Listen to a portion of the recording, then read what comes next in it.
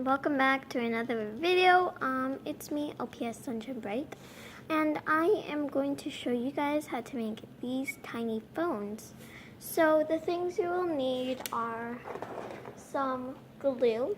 You could use the Elmer's washable screw glue. I'm using a stick, or you could use super glue. But if you're going to use super glue, I recommend parent supervision because I don't want, because you could stick your fingers together, like I explained in the bow one, like for the bow. You also will need some kind of tool.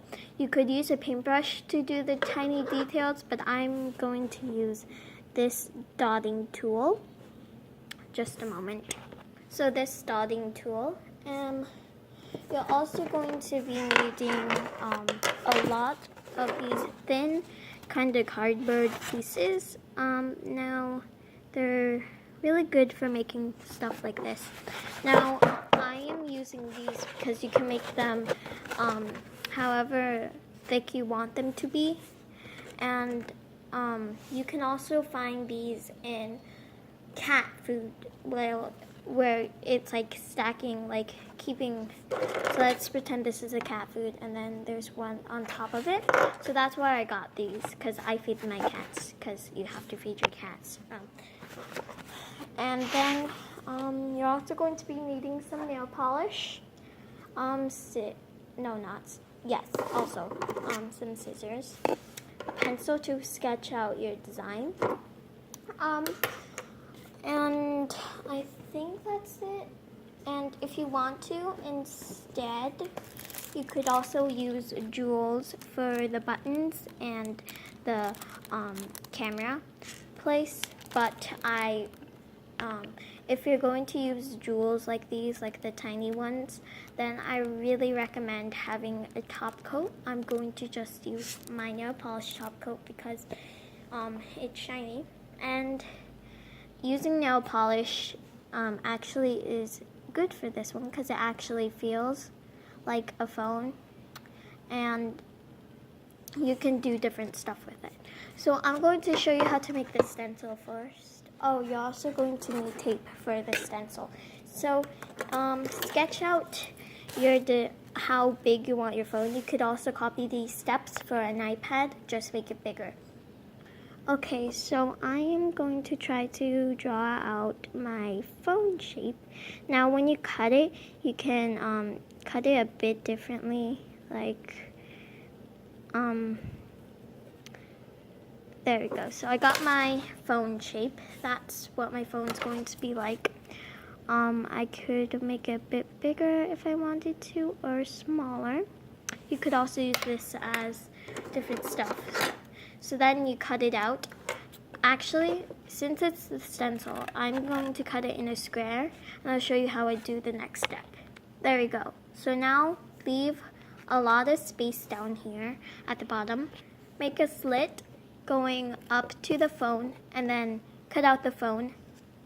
So you have your cardboard piece, and if you don't like the way it looks, you can reshape it by using an air file to make the edges smoother. But you could also just remake this and then use the tape to cover this part up. Don't cover up the hole because that's the stencil. Might take you a few tries to get the way you like it. So I'm going to keep on trying until I get it the way I like. I decided on this shape. You do want the stencil to be way bigger than the actual phone, so you have enough room. Now take your tape and tape it right there. So this might be, I might have to split this into parts. Hopefully I don't. Then tape it right at the cut. Do it on the other side too. Now you have your stencil. Don't worry how the stencil looks right now. You can always take off the tape and reshape it if you want to. Like this side is a bit too much down, so I'm going to recut that part. Sometimes you're just gonna have to redo it. I redid my stencil and I really like it. So then if you don't have too much of the designs on your cardboard, take your stencil and trace it. I'm going to take a new piece of cardboard and then cut it out, but don't make a stencil like this, just cut it out. Don't worry how the stencils look now. If you don't like how they look right now, you could just take your scissors and cut them the way you like it. The stencil is just to help you get a good guide. And then you could, if you get the perfect shape you like, just take that piece and then you can just trace it without making the stencil. The only reason why I made a stencil is to help me guide and get a good feeling of the shape. So I did 2 rows of them. Now cut them out. I recommend cutting a piece out of it where the stencil was, and then just cutting out the rest because it's going to be easier to cut out than having it all in that big piece. So you can see even, I was watching something while I cut these out. So you can see that these are not exactly the same shape even though I used a stencil. The reason why is because you always cut it differently. So the smallest size so once you have 2 pieces, glue that on to each other. So once you glued it on, then take your scissors and trim off the excess. The smaller piece is probably going to be the stencil for it, so trim off the excess. So some parts I can't cut off. Sorry, I keep on forgetting to pause. So some parts of your thing are not going to be as flat. So I'm going to take a narrow file and file it down to make it have more shape. Now it has more of a phone shape. Keep on doing it until you get a good width. If you just like 2, then you can leave it to 2 steps and skip ahead. But I would like to make mine a bit thicker. If you really want to, just use the guide and make a square, then glue it on, and then you can cut off any excess and then file that too, if you really want to. That's what I'm going to do because it's the easiest. The reason why I use the thinner kind of cardstock is because it's easier to cut and it's easier to file down. So you might have a little bit of rough edges if you are filing it down, but that's okay because you're just going to put nail polish over it anyways. The best width for me was 4 pieces of this thin cardboard, just 4 little squares, as you guys can see, just these 4,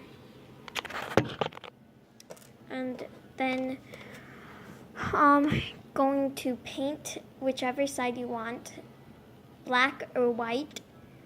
For white phone, you're going to paint it a white. This is kind of pinkish white because that's the only white I had, and I mostly have black, so I'm just going to paint it black. So I just painted the top. All you want to do is paint the top, not the rest, because the rest is going to be the phone case or the phone color that you want.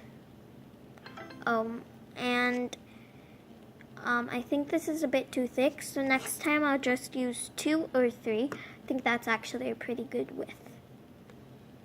So when you do the phone case or the phone cover, you also want to put the nail polish on the sides. Let me show you an example. As you guys can see, this one is thinner, but I accidentally made this one too thick. But as you guys can see, I painted the edges with the gold color because I wanted this phone to be gold. So paint the edges too. So if you don't have any nail polish, then you could also just use paint. But I think nail polish works the best because it's staying on for a really long time, because I made these